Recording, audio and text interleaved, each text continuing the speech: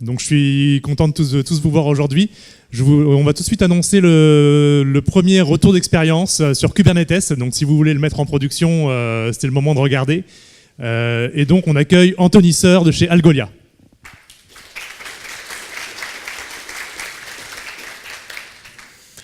Bonjour à tous, merci d'être venus. Merci à Whiskel du coup pour l'opportunité et également pour le petit concert là, de début de conférence. C'était assez unique, donc c'était sympa. Donc je m'appelle Anthony Seur, je travaille chez Algolia. Juste à main levée, qui connaît déjà Algolia? Ok, donc je vais faire une courte introduction, pas tellement pour présenter spécialement l'entreprise, mais plus pour vous donner un peu de contexte à pourquoi on a utilisé Kubernetes. Donc Algolia, c'est une entreprise qui fait un moteur de recherche en mode SaaS, c'est-à-dire qu'au lieu que ce soit, si par exemple vous avez besoin d'une recherche sur un site web, sur des applications mobiles ou même pour votre back-end, n'importe quoi, plutôt que de déployer vous-même un cluster Solaire ou Elasticsearch, vous nous envoyez vos données, Algolia va les indexer, on fait de la réplication, on déduplique, on a une infrastructure dans le monde entier, je vous présenterai ça après, et derrière on sert directement vos recherches à votre place. Donc tout ce que vous avez à faire, c'est envoyer finalement vos données, définir comment le ranking doit s'effectuer, et derrière vous avez directement des résultats de recherche rapides, relevantes, pertinents. En plus de ça, on fournit énormément de bibliothèques, la plupart open source, pour construire des interfaces complètes, parce qu'en général, quand vous avez un site web ou des applications où il y a de la recherche, c'est relativement générique, il y a des résultats, une page de résultats de recherche, une pagination, des filtres, ce genre de choses. Et donc nous, on a beaucoup l'habitude de travailler avec ce genre de site ou d'application. Donc on fournit des outils pour les construire d'une seule main. Donc vous avez tout à la fois le produit qui est derrière et l'interface pour construire vous-même vos propres produits utilisateurs. Donc je suis pas là pour parler plus que ça d'Algolia, juste pour que vous compreniez que du coup aujourd'hui je vais vous parler du back-end qu'on a chez Algolia, d'une partie du back-end qu'on a chez Algolia, qui tourne aujourd'hui sur Kubernetes, et ça fait maintenant 2 ans qu'on l'utilise à peu près. On est passé par pas mal d'étapes, et donc aujourd'hui pour Stack Beginner, je vais vous parler plus, plutôt que de la technique, plus du retour d'expérience qu'on a sur Kubernetes, les choses qui nous ont vraiment aidés et qui font vraiment une différence par rapport à du provisioning de machines classiques, mais également des petits shortcomings, des petits défauts qu'on a aussi encore avec l'utilisation de Kubernetes. Et encore une fois, au long de la journée, si on arrive à se recroiser, très très content de pouvoir en discuter avec vous et d'échanger. Comme c'est des technologies relativement jeunes, on a toujours à apprendre des autres, donc c'est vraiment le bon moment ce genre de conférence. Alors le programme pour les 40 prochaines minutes, il y aura un petit temps pour les questions à la fin, donc n'hésitez pas à me poser toutes vos questions à la fin. Dans un premier temps, on va juste remettre un petit peu dans le contexte que c'est Kubernetes. Alors, encore une fois, désolé, je vous fais participer. Qui a déjà utilisé Kubernetes en production? D'accord. Donc, on va juste remettre un tout petit peu dans le contexte qu'est-ce que c'est que Kubernetes et pourquoi ça a été inventé à la base, même si vous devez peut-être déjà le savoir. C'est bon de faire des rappels et de savoir d'où ça vient et pour quel problème ça apporte certaines solutions. Ensuite, je vais vous présenter l'infrastructure d'Algolia. Alors, vous ne méprenez pas, hein, je n'ai pas dit que le Search Engine tournait sur Kubernetes. On a une infrastructure très hybride, donc je vais vous présenter où est Kubernetes et où il n'est pas. Ensuite, je vais vous présenter dans un de nos projets principaux où est-ce qu'on utilise Kubernetes et de quelle manière on s'en sert. Et enfin, j'ai fait une petite partie takeaways où il y a pas mal de points de vue assez subjectifs, donc me prenez pas au mot sur cette partie-là forcément, mais c'est plus des do, don't qu'on a pu compiler au fur et à mesure de ces derniers mois. Alors, pourquoi Kubernetes? Alors, je suis désolé, il va y avoir une redite un tout petit peu. Joe Beda qui a été cité juste avant, pas fait exprès. Pour information, il ne travaille plus chez Google, hein, donc il faut faire attention quand on le cite aussi. C'est une personne, donc un ex-Google, un ex-Microsoft, qui a travaillé, je crois, plus de 10 ans chez Google. Il était le fondeur de GCE, donc qui sont les Google Cloud Engine, qui sont finalement les VM, les instances que Google loue. Donc c'est le fondateur de la section Cloud Engine. Et également, il a travaillé du coup sur Kubernetes quand ça a commencé à arriver à être open sourcé. Et en 2014, il nous disait que tout chez Google tournait sur des containers. Alors, encore une fois, il faut vraiment mettre ça dans le contexte. En 2014, il n'y a pas grand monde qui fait tourner toute sa production sur des containers. On pourrait presque dire que Google, c'est une des seules boîtes qui le fait. Et c'est d'autant plus impressionnant que c'est une entreprise qui a énormément de production. Est-ce que quelqu'un dans la salle a une idée de quel est l'ordre de magnitude dont on parle en 2014 chez Google en termes de conteneurs? Une idée à main levée, quelqu'un? Non? Ok. Donc, pour vous donner un ordre d'idée, à l'époque, ils faisaient tourner à peu près 2 milliards de containers par semaine. Donc, c'est des déploiements, c'est-à-dire, alors, il faut mettre ça en balance, c'est des containers qui peuvent être arrêtés. Comme on l'a vu, il y a une durée de vie très très courte. Donc, c'est pas non plus des serveurs, full provision serveurs qu'on fait tourner. Mais toujours est-il que ça représente énormément de containers. Et quand Google annonce qu'ils font tourner toute leur infrastructure à base de containers en production, c'est quand même relativement impressionnant. Autre chose qui est à noter, quand ils nous ont parlé de ça, faut voir que Google a un workflow et encore aujourd'hui très très hétérogène. Ils font à la fois tourner des services qui sont très critiques en termes de latence et également des services qui doivent jamais tomber. Typiquement, tous les fronts pour Gmail, Calendar, Maps, tout ce genre de choses, ça tourne déjà sur des containers. Et ils ont également des jobs qu'ils appellent non-production, qui sont plus des gros jobs qui vont de la minute à l'heure. Et en fait, on peut voir que toute leur infrastructure container-based tournait pour tous ces jobs-là. Donc c'est quelque chose de très versatile qu'ils ont mis en place, et c'est de ça qu'on profite aujourd'hui et qui s'appelle Kubernetes. Donc Kubernetes, pour en parler plus en détail, c'est un produit qui a été open sourcé chez Google en 2014. Et qui est en fait issu de tout ce qu'ils ont pu apprendre avec leur version interne de Kubernetes qui s'appelle Google Borg. Donc ils ont pris un petit peu, compilé tous les apprentissages, tous les learnings qu'ils ont eu grâce à ça au fur et à mesure des années précédentes. Ça faisait longtemps qu'ils faisaient déjà tourner des containers en production. Et donc ils ont open sourcé ce projet-là. Et je vous apprends rien, c'est un orchestrateur de containers. Et le but aussi, c'est d'abstraire absolument toutes vos ressources. C'est-à-dire que là où avant, vous aviez à vous soucier des serveurs physiquement, vous soucier du provisionnement, ce genre de choses, on va avoir un niveau d'abstraction un tout petit peu plus élevé avec Kubernetes, où Kubernetes va être une couche par-dessus votre hardware qui va vous permettre de faire tourner votre software. Mais vous aurez beaucoup moins à vous soucier de ce qu'il y a en dessous. Ou du moins, ce sera le problème des sysadmins. C'est encore autre chose. Et enfin, une des promesses de Kubernetes, ça a été de rendre les déploiements et le scaling beaucoup plus rapides, beaucoup plus efficaces, beaucoup plus simples. Et à mon avis, il répond plutôt bien aujourd'hui quand on voit la popularité du projet. Les composants, donc je vous l'ai dit, vous avez votre partie hardware, donc c'est toutes vos machines, que ce soit les machines vraiment physiques, des serveurs purs et durs, du bare metal, ou alors des VM, des instances.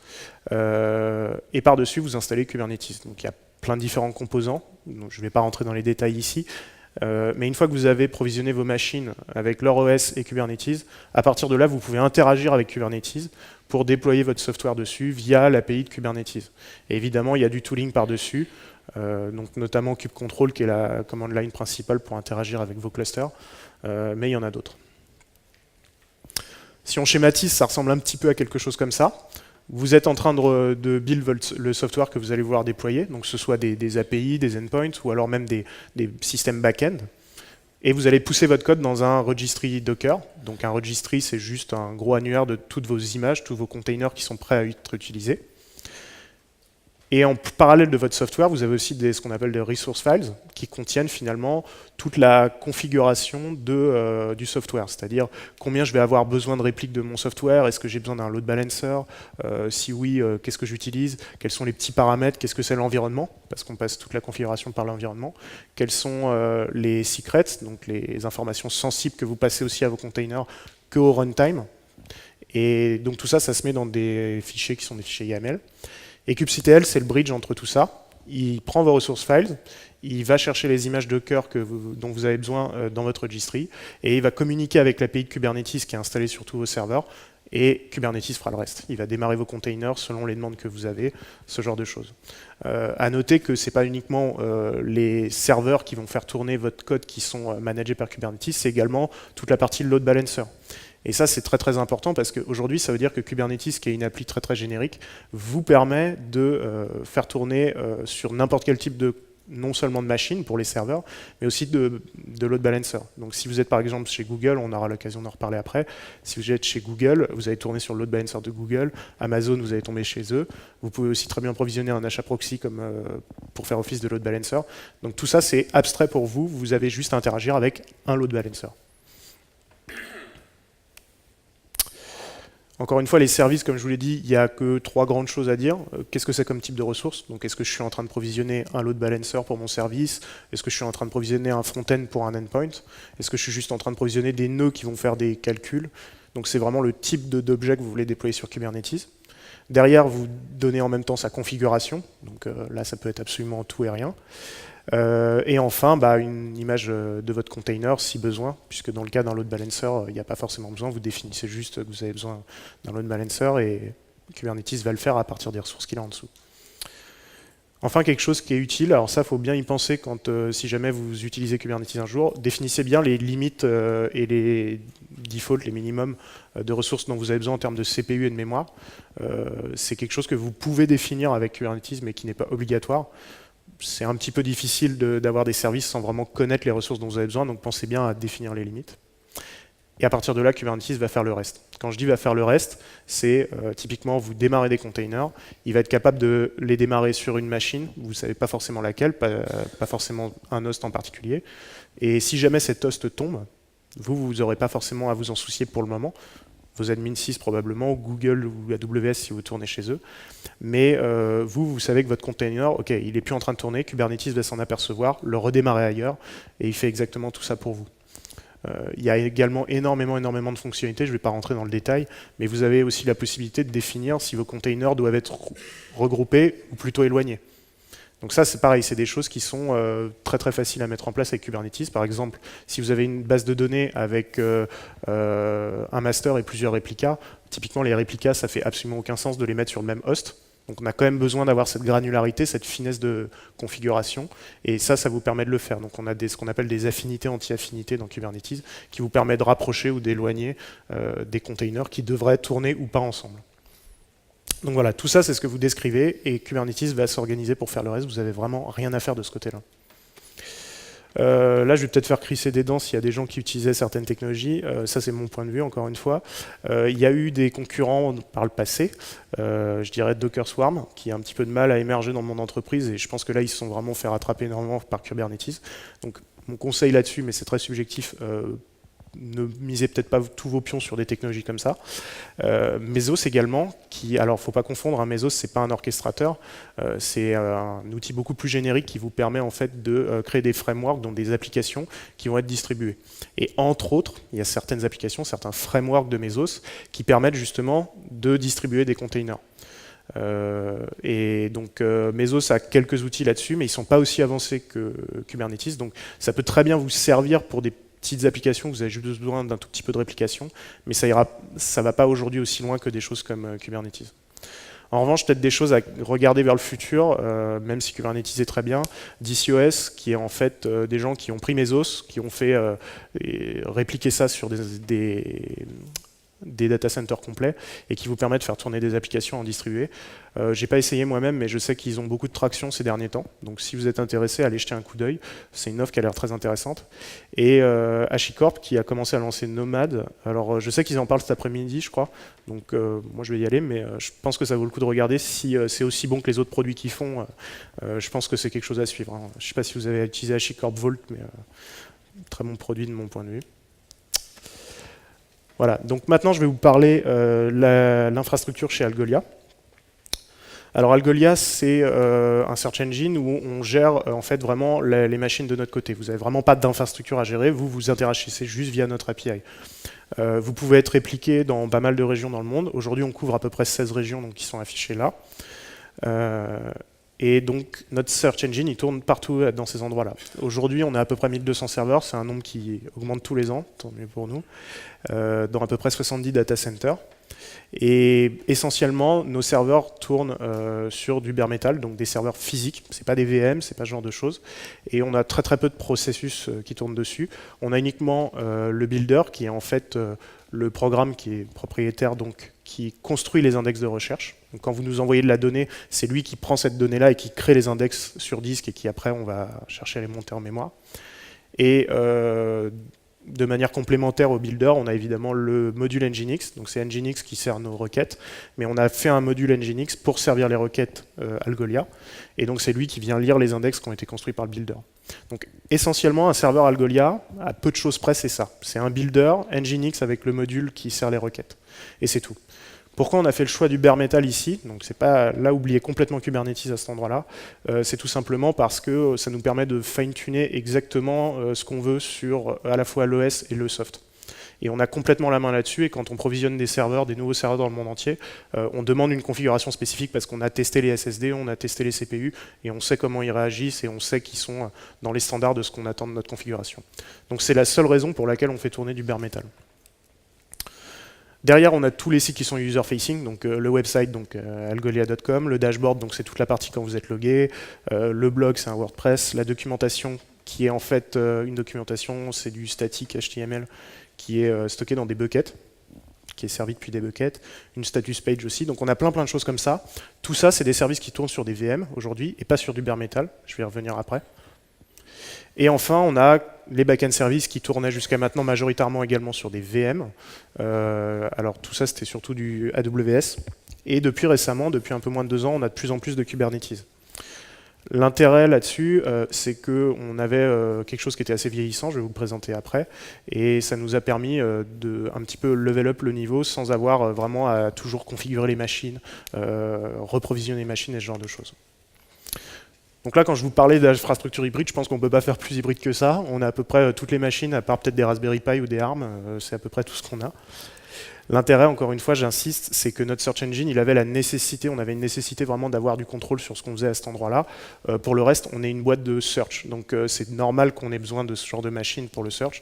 Pour tout le reste, c'est pas vraiment notre métier de provisionner des machines pour tous nos services back-end, tout ce qui est user-facing, donc on va chercher à, le plus possible, déporter le travail sur des boîtes, des entreprises qui vont faire ça pour nous. Donc, maintenant, on va parler un petit peu plus en détail de Kubernetes chez nous. Alors ça, c'est ce qui nous a motivé à bouger, pas forcément vers Kubernetes, mais au début. On avait un log processing qui calculait 2 choses en fait, qui calculait les métriques de nos utilisateurs, donc tous les jolis graphes qu'on voit sur le dashboard, qui comptent, qui font des max QPS, des calculs de latence, ce genre de choses, des métriques assez statiques. Tout ça, c'était calculé donc par un gros process bien monolithique sur une bonne seule machine. Donc là, vous voyez déjà le bon SPUF arriver. Et également, on avait de l'analytics qui était un peu plus dynamique au niveau de la requête. Et tout ça, c'était servi par un cluster Elasticsearch qu'on utilisait de 6 machines, je crois. Et c'est tout. Le problème avec ça, évidemment, c'est l'énorme SPUF qu'il y avait. Et c'est surtout qu'en fait, Algolia étant une startup il y a encore quelques années, aujourd'hui c'est toujours marqué en tant que startup, mais la volumétrie est différente. On a une volumétrie qui double à peu près tous les ans. En termes de requêtes, de tout, d'utilisateurs, peut-être pas d'utilisateurs, mais en tout cas en termes de requêtes, pour sûr, on fait au moins du double tous les ans. Donc ça, c'est un truc qui marchait, qui était bien, mais qu'il fallait faire évoluer de toute façon. Donc on s'est vraiment posé la question de dire, ok, vers quoi on se tourne? Donc il y a eu plusieurs solutions intermédiaires, on n'est pas arrivé sur Kubernetes en mode c'est la solution miracle, on le fait. D'abord, la première chose qu'on a essayé, c'était de se tourner vers des boîtes SaaS. Nous-mêmes étant une boîte SaaS, on pensait vraiment plutôt aller chercher un service qui faisait tout pour nous, quitte à le payer et à le payer cher. On préfère à la limite payer que construire nous-mêmes si c'est possible, si on peut le faire, tout simplement parce que, encore une fois, nous, notre travail, notre cœur de métier, c'est le search engine. Donc on n'a pas forcément envie d'investir plus de temps que ça dans tous les outils qu'il y a autour, puisqu'on a déjà vachement à faire avec le reste et on préfère faire confiance à des gens dont c'est le métier. On a tout de suite abandonné ces solutions-là pour 2 raisons. La première, c'est qu'on avait des entreprises SaaS toutes très bien pour la plupart, qui soit ne pouvaient pas gérer la volumétrie ou ne pouvaient pas la gérer au bout de quelques temps. Soit des solutions complètement hors de prix où on nous annonçait oui on va pouvoir faire mais ce sera un demi-million par an. Bon, donc nous on avait un cap à peu près je crois 6-8 000 $ par mois max. Donc on leur a tout de suite dit que c'était plus possible. On est également passé chez Google Cloud Dataflow. Donc en cours, Dataflow, c'est des jobs MapReduce chez Google, mais en plus, ils vous provisionnent et ils éteignent les machines à la demande. Je ne vais pas rentrer dans les détails, mais on n'utilisait pas Dataflow dans la manière la plus cost-effective. Donc ça nous coûtait extrêmement cher. On avait des factures à 25 000 $ par mois pendant le POC. Donc ça, pareil, on a dû abandonner rapidement. Et toujours, on avait ça en tête que la volumétrie allait augmenter de toute façon. Donc il fallait quelque chose qui marche aujourd'hui, mais pas que pour aujourd'hui. Donc on a dit qu'on allait investir du temps dans Kubernetes, et c'est ce qu'on a fait. et aujourd'hui, et Kubernetes et Algolia pour plus tard, ça va être beaucoup de temps qui va être investi pour former d'autres gens à Algolia, parce que suite à ce qu'on a fait, il y a quelques autres équipes, notamment back-end, qui veulent aussi apprendre cette technologie-là, et qui voient un petit peu les avantages qu'on a eu avec, donc qui voudraient migrer. Et également, bon, je pense que pas mal de gens ont dû être impactés un tout petit peu par un truc qui s'appelle GDPR récemment. On a la demande évidemment, et pas seulement pour GDPR, mais de manière contractuelle, de bouger vers d'autres régions. Donc voilà, ça c'est des raisons qui font que Kubernetes est très très pratique et on va le voir tout de suite maintenant. Je vous ai présenté ce qu'on avait avant, je vous présente maintenant ce qu'on a aujourd'hui. Donc aujourd'hui, toujours les serveurs Algolia, donc les 1200 serveurs un peu partout dans le monde, qui font tourner un petit agent en Go qui envoie les logs à Google Cloud Storage. Donc storage, c'est les buckets de chez Google. Pour chaque insert qu'on fait dans un bucket, il y a une fonctionnalité de storage qui est très pratique, qui s'appelle les notifications, qui envoie des messages, qui crée des messages dans un topic PubSub. Donc PubSub, c'est une message queue, c'est-à-dire que c'est une grosse file finalement où vous pouvez envoyer des messages et vous avez une asynchronicité totale entre la personne qui envoie et la personne qui consomme les messages. Et donc ça, c'est fait automatiquement par storage. Donc là, on est très très serverless si vous voulez mettre des buzzwords là-dessus. Et derrière, on a notre processing pipeline qui tourne sur Kubernetes. Et lui, qu'est-ce qu'il fait? Il consomme ces messages-là, qui sont en fait juste la source d'information pour lui dire « tu as des nouvelles métriques à calculer ».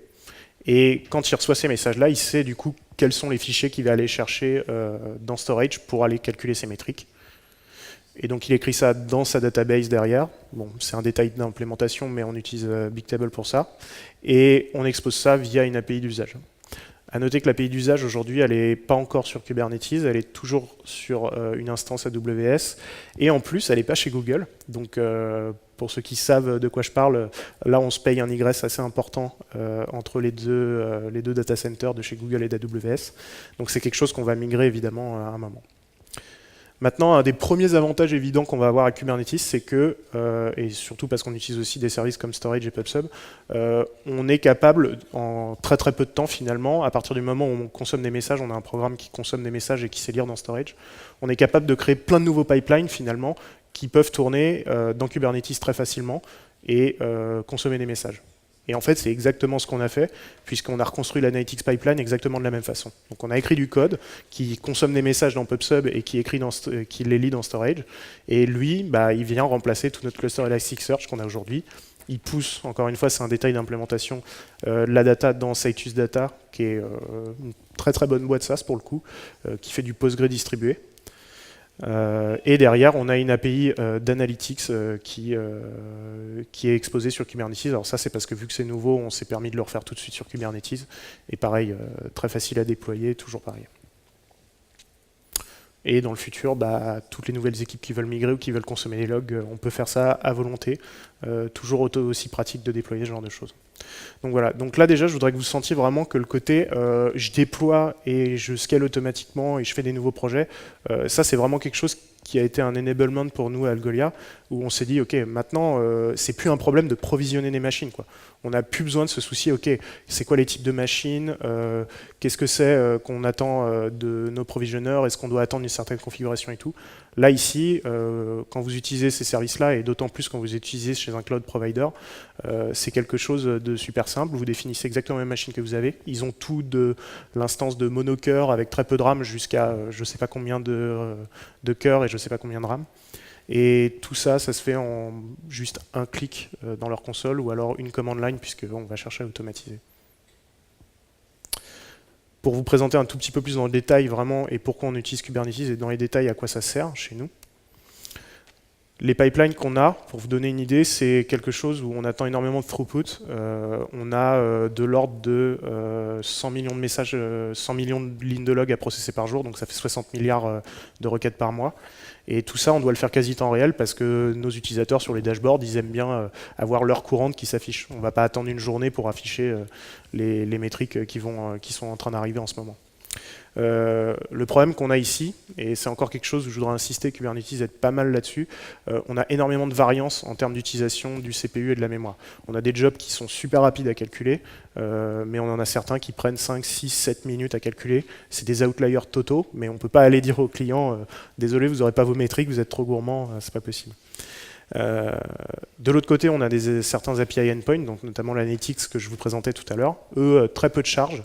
Par contre, énormément d'ingress avec la database parce qu'ils communiquent beaucoup et il y a beaucoup de data à retourner. Et là, vous voyez que déjà, on est en train de servir, toujours avec Kubernetes, deux workloads totalement différents, un peu à la manière de ce que faisait Google. Alors, c'est beaucoup plus amateur, on va dire. Mais toujours est-il qu'avec la même stack, on peut tout à fait servir des workloads totalement différents. Et c'est ce qu'on a fait et on n'a aucun problème à le faire aujourd'hui. Pour l'infrastructure, là je vais parler un peu plus spécifiquement de GCP. Alors j'ai plein de bonnes choses à dire sur GCP et plein de mauvaises choses à dire, donc désolé s'il y a des Google Advocates dans la salle, on pourra discuter après. Toujours est-il que nous on a choisi de faire tourner donc, toute notre infrastructure chez GCP. Ce qui veut dire que le cluster Kubernetes, c'est pas nous qui l'installons nous-mêmes. On n'a pas des machines et on ne l'installe pas nous-mêmes. On utilise le service dont on parlait tout à l'heure, qui s'appelle GKE, Google Kubernetes Engine, qui est en fait du Kubernetes à la demande. Vous faites 3 clics, vous donnez le nombre de machines que vous voulez, le type de machine, ce que vous attendez comme version de Kubernetes, comme version de nœud, ce genre de choses, et il déploie le cluster pour vous. Et vous pouvez même activer l'autoscaling. Donc j'en viens à l'autoscaling, c'est basé sur le load balancer Google. Donc là, encore une fois, on n'a pas à gérer un HAProxy ou des choses comme ça nous-mêmes. On sait que ça tourne directement sur les load balancers Google. Les nœuds, c'est des instances, c'est les VM classiques chez Google. Donc pareil, ça, c'est des machines à la demande. On peut demander absolument tous les ranges de machines qu'on veut. Donc typiquement, pour nos endpoints d'API, on va demander des machines assez peu gourmandes en ressources parce qu'on n'a pas besoin de grand-chose. Par contre, typiquement, pour le processing, on va avoir besoin de machines type IMEM qui ont vachement de mémoire. Et ça, pareil, c'est tout à fait possible quand on utilise une infrastructure cloud plutôt que on-premise. Et enfin, bon, ça c'est un détail, vous avez le Docker Registry, en l'occurrence chez Google, il y en a aussi un qui s'appelle le Container Registry.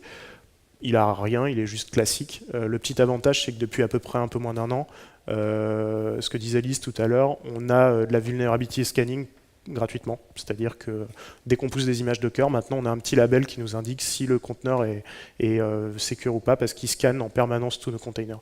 Donc on sait que quand on n'a pas fait un déploiement depuis longtemps, on regarde juste la liste et on voit « Ah tiens, il y a 3 vulnérabilités qui ont été trouvées entre-temps, bon on va peut-être refaire un deploy avec une version à jour. » Voilà. Et ça vous l'avez encore une fois pour free quand vous utilisez une infrastructure cloud.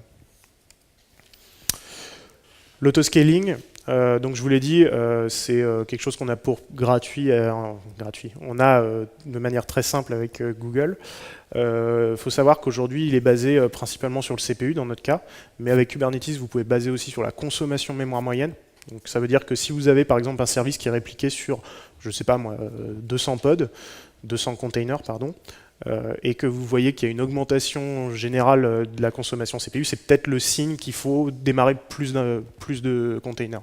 Et bien ça, c'est quelque chose qui est fait automatiquement. Vous donnez juste un seuil à partir duquel, que ce soit CPU ou mémoire, à partir duquel ça devient un petit peu anormal, et lui, il va automatiquement autoscaler. Le load balancer se reconfigure automatiquement pour se rattacher tous vos nouveaux containers, et tout ça, c'est fait automatiquement. Il y a également maintenant une métrique, une feature qui est arrivée dans Kubernetes 1.10 et qui est disponible chez Google, qui est donc l'autoscaling basé sur les métriques qu'ils appellent les custom metrics, donc les métriques personnalisées, quoi. Et donc ça vous permet de scaler sur absolument tout et n'importe quoi, et puis non seulement le CPU et la mémoire. Donc typiquement, nous, vu qu'on a des message queues en entrée, on va sûrement baser notre autoscaling sur le nombre de messages à processer qu'il y a dans la file. On n'a pas envie que les files commencent à se remplir et qu'on ne puisse pas les calculer. Testing. Alors ça, c'est un gros sujet. Évidemment, testing in prod, hein, tout le monde connaît le dicton. On a également évidemment un staging de pipeline. Et là, toujours de la même façon, quand je vous disais que tout à l'heure, c'était très facile pour nous de déployer et de créer des nouveaux projets avec Kubernetes d'un seul coup, en fait, le staging, dans l'environnement de staging, c'est exactement la même chose. C'est juste un cluster de plus avec ses propres fils, ses propres petits détails d'IO, mais c'est exactement la même chose, c'est un cluster. Donc en fait, aujourd'hui, quand on veut tester, non seulement on peut le faire très très rapidement à la demande, et en plus, on peut profiter, alors là c'est un détail de chez nous, mais on peut profiter d'avoir toute la charge complète de production. Parce qu'en fait, il tourne complètement de manière adjacente au cluster de production. Et donc à partir de là, on peut vraiment tester en production. Donc ce qu'on fait, c'est qu'on le laisse tourner genre typiquement les week-ends, parce que quand vous avez des clients comme Twitch, le samedi soir, c'est un petit peu le pic où vous avez les pires choses qui arrivent. Donc c'est le genre de client qu'on attend de voir le week-end, comment ils vont réagir par rapport à la charge et ce genre de choses. Et tout ça sans impacter la prod. Alors maintenant, dans les trucs peut-être un petit peu moins sympas avec Kubernetes, tout ce qui est logging, monitoring, alerting, il y a une pléthore de solutions à votre disposition, et là je ne saurais pas vous en recommander une. Typiquement nous, je vous donne juste pour info, on utilise Wavefront, qui est un outil qui a été racheté par VMware récemment, des anciens de chez Google qui ont fait ça. Très bon outil, mais qui a un petit peu augmenté avec le pricing depuis qu'ils ont été rachetés. Et Stackdriver, qui est donc l'outil qui a été racheté par Google, et qui est l'outil par défaut pour faire monitoring alerting chez GCP. On se balance un petit peu entre les deux aujourd'hui parce qu'il y a des features qu'on a dans l'un qu'on n'a pas dans l'autre. Et aujourd'hui, on est en discussion pour utiliser Datadog, effectivement, parce que ça peut un petit peu regrouper tout pour nous, les deux services en un. Donc on est en train d'évaluer, de se poser la question, mais voilà. Et à côté de ça, vous avez plein d'autres choses qui vous permettent de monitorer. Donc investissez bien du temps là-dedans. Si jamais vous voulez investir du temps dans Kubernetes, pensez bien au monitoring en avance.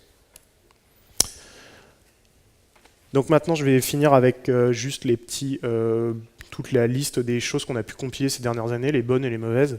Encore une fois, j'insiste bien que ça, c'est assez subjectif, donc n'hésitez pas à venir m'engueuler juste après la présentation pour me dire que j'ai complètement tort. C'est une techno jeune, les conseils qu'on donne, je pense que tous dans toutes les salles ici, c'est pas forcément applicable pour tout le monde et c'est pas forcément relevant parce qu'on a tous des niveaux différents. Donc prenez ça avec des pincettes. Alors, la première question, je dirais que vous devriez vous poser si jamais vous voulez utiliser Kubernetes, c'est vous en êtes tout de votre projet. Est-ce que vous êtes en train de faire un POC d'un produit? Est-ce que vous avez déjà quelque chose qui marche et vous cherchez juste à OK, sur quelle infrastructure on le fait tourner?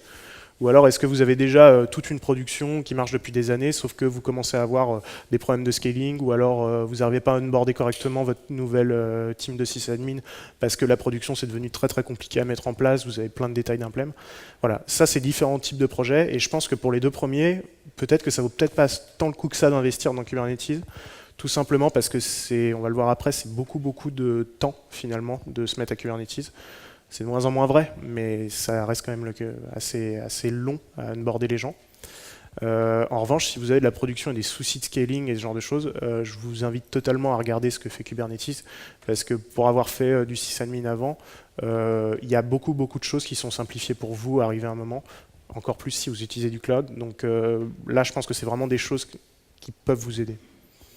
Donc vraiment vérifiez que vous avez besoin de Kubernetes avant de vous lancer dedans. C'est pas un truc facile et c'est pas un truc qui va vous prendre 15 jours à setup et dans 15 jours après vous êtes en prod. L'infrastructure. Alors je sais que Kubernetes, et c'est sûrement pas ce que vont vous dire les gens de chez Google, mais ouais, vous aurez plus du tout à vous soucier de l'infrastructure, c'est magique, le sysadmin c'est nous maintenant, c'est plus vous inquiétez pas. Vous avez totalement à vous soucier de l'infrastructure, c'est absolument faux. Évidemment que c'est moins de boulot que si jamais vous avez vos propres machines et que vous êtes là à vous SSH avec Ansible et ce genre de choses. Toujours est-il que typiquement quand vous avez des workloads et ce genre de choses, il faut connaître votre worst case scénario, savoir quelles sont vos limites en termes de CPU et de mémoire, parce que même si vous provisionnez des clusters à la demande, démarrer, rattacher des nouveaux nœuds, ça ne se fait pas de manière instante et automatisée encore. Donc il faut vraiment connaître quelle est votre utilisation, vraiment purement en termes de ressources, pour démarrer vos clusters. Nous, il nous est arrivé en production plein de fois de dire, OK, il y a par exemple des gros clients où leur range, on n'arrivait pas à processer leur range. Dans ce cas-là, on regarde et en fait, on voit qu'on a été out of memory killed. Donc là, ça veut dire, OK, il me faut des machines avec plus de mémoire, ou alors il faut que je regarde mon code parce que c'est peut-être pas super optimal. Cloud versus on-premise. Alors ça, c'est vrai que c'est un avantage total de Kubernetes et je suis absolument ravi qu'on ait choisi cette techno-là pour cette raison-là. C'est vraiment une technologie qui essaye d'éviter le vendor lock-in à mort. Donc si jamais vous utilisez Kubernetes et que vous utilisez vraiment les features, les fonctionnalités de Kubernetes natives, il n'y a aucune raison que je pense dans 2-3 ans, vous soyez bloqué chez le provider chez qui vous êtes actuellement. Et ça, que vous soyez on-premise ou cloud. C'est extrêmement abstrait, Kubernetes, c'est juste une API finalement. Donc à partir de là, nous demain, si on veut bouger chez AWS, ils viennent de rendre leur service Kubernetes generally available. Donc si demain on voulait bouger chez eux, aucun problème. Et si un jour notre équipe 6 veut bien nous faire des machines un jour on-premise, pourquoi pas, on pourrait totalement migrer tous nos projets dessus, il n'y aurait pas vraiment de souci en fait. En revanche, il y a des contraintes si vous le faites on-premise, ça c'est à noter. Le on-premise, c'est beaucoup de temps quand même de maintenabilité, comme toujours. C'est un travail à temps plein de sysadmin, il ne faut pas se leurrer. En revanche, Kubernetes, c'est un projet qui avance vite. Donc je ne sais pas à quel point qui fait de l'open source ici. J'en fais un peu et Algolia, il y a des collègues à moi qui en font beaucoup. Je crois que c'est un des projets qui avance le plus vite en termes d'open source.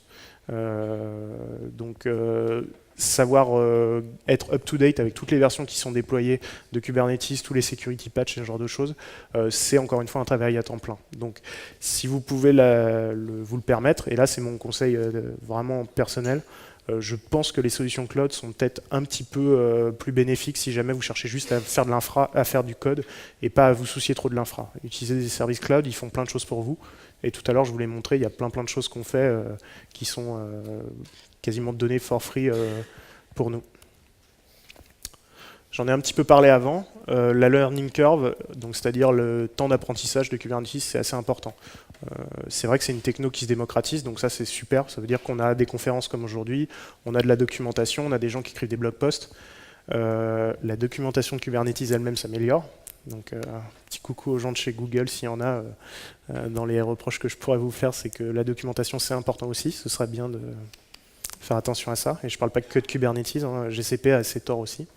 Donc la learning curve est assez importante, notamment parce que la techno n'est pas si simple que ça. Hein. C'est sûr que c'est des technologies qui n'existaient pas il y a 10 ans, donc, en tout cas pour le plus grand public.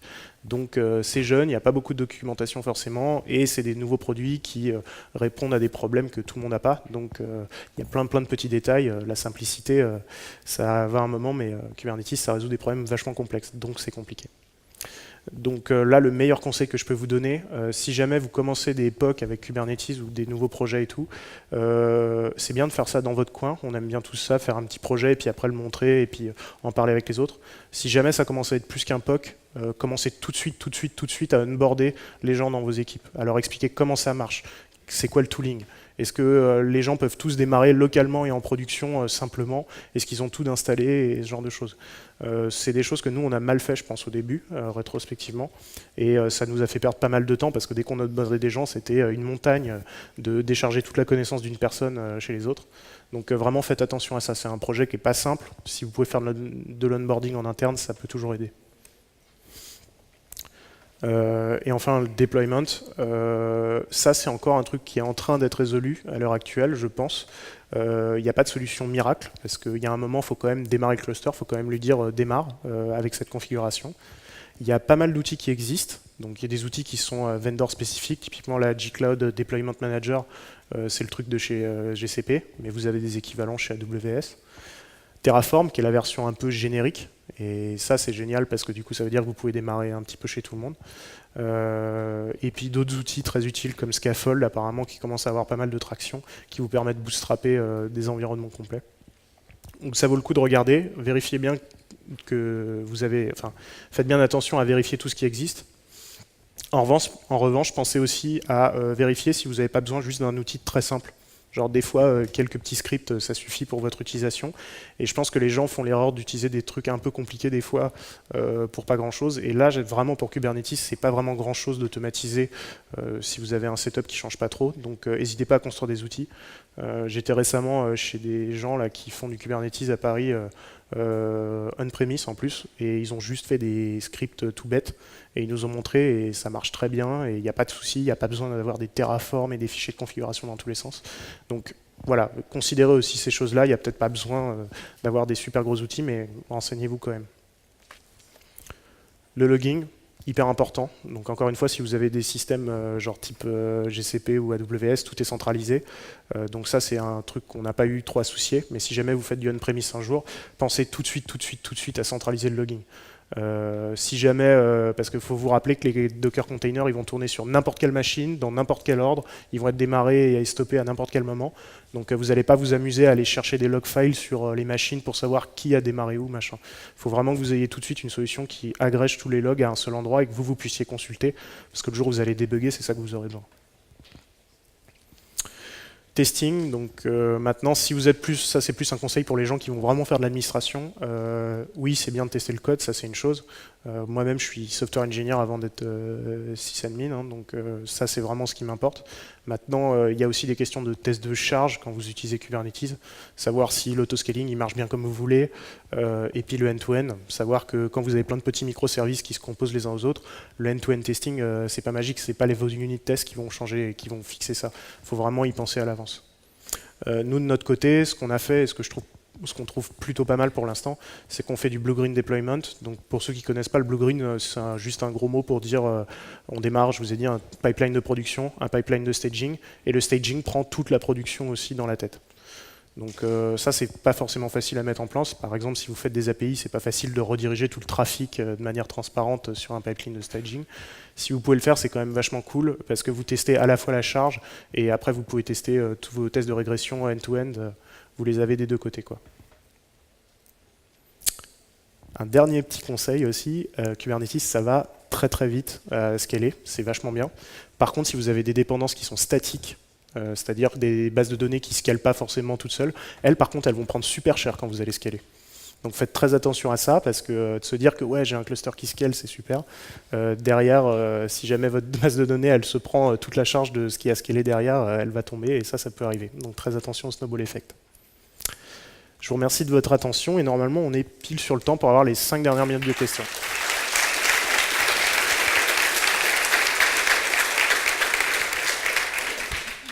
Donc je crois qu'il y a un micro qui va tourner. Ouais. Oui. Merci pour votre présentation. En fait, j'ai une petite question côté sizing. Qu'est-ce que, en fait, côté décision pour choisir les nœuds applicatifs, est-ce que vous avez, comment vous avez réfléchi en fait? Est-ce que vous avez pris au début un sizing d'un nœud petit convient à votre application, après vous avez augmenté en nombre de nœuds, ou vous avez augmenté le sizing par rapport à ce nœud-là, voilà. Ouais. C'est ce genre de réflexion. Ouais, très bonne question. Bah, tout simplement, au début, évidemment, quand on a développé, on faisait tourner sur nos Mac. Donc, on a pris à peu près une configuration équivalente parce qu'on savait que ça tournait. Et puis, c'est resté comme ça pendant quelques temps. Et au bout d'un moment, on s'est aperçu qu'on se tapait des containers qui étaient killed out of memory. Donc là, on s'est dit, c'est peut-être le signe qu'il n'y a pas assez de mémoire. Donc là, ça a été un petit peu un jeu de on augmente la mémoire, mais on regarde si on ne peut pas optimiser notre code. Et voilà. Autrement, bah, nous en l'occurrence on fait du Go, donc c'est assez facile de bencher le Go, donc bon, c'était facile de définir où est-ce qu'on avait de la conso CPU ou mémoire, donc voilà. Et ça c'est plus spécifique. Mais voilà, c'est un peu du... Ouais.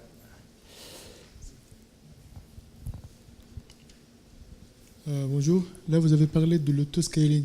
Moi je voudrais plutôt savoir si ça supporte le downscaling, si par exemple vous n'avez pas besoin de trop de mémoire et vous devez scaler des conteneurs, vous n'avez pas le risque de shooter des conteneurs dont vous avez besoin ou... Alors le downscaling, pareil, ça c'est Kubernetes qui le fait pour vous, donc ça c'est cool. Comment ça marche en fait l'autoscaling, enfin autoscaling c'est les deux, mais l'upscaling et le downscaling c'est assez simple. Vous définissez un seuil qui est donc le threshold en termes de mémoire ou de CPU, et lui il va faire une moyenne par rapport, il y a une formule qui est dans la documentation de Google qui n'est pas très compliquée, c'est un genre de moyenne pondérée sur une moving window de, je crois, 20 minutes ou 5 minutes, je ne sais plus. Donc il va faire un average de la consommation sur cette période-là, et si vous êtes vraiment au-dessus du seuil, il va upscaler, donc il va rajouter des nœuds. Et si après, pendant un certain temps, alors je ne me rappelle plus de la durée de la window, mais si pendant un certain temps, on est repassé en dessous du seuil, il va remettre à la configuration par défaut. Voilà. Et donc il y a un nombre de nœuds minimum dans le cluster qu'on doit spécifier quand on crée le cluster, ce qui fait que lui, il ne descendra jamais en dessous de ce nombre de nœuds minimum.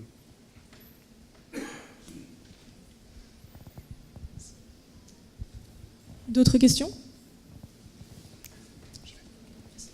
Il y en a une. Oui, bonjour. Donc, vous avez parlé tout à l'heure de tests en production. Ouais.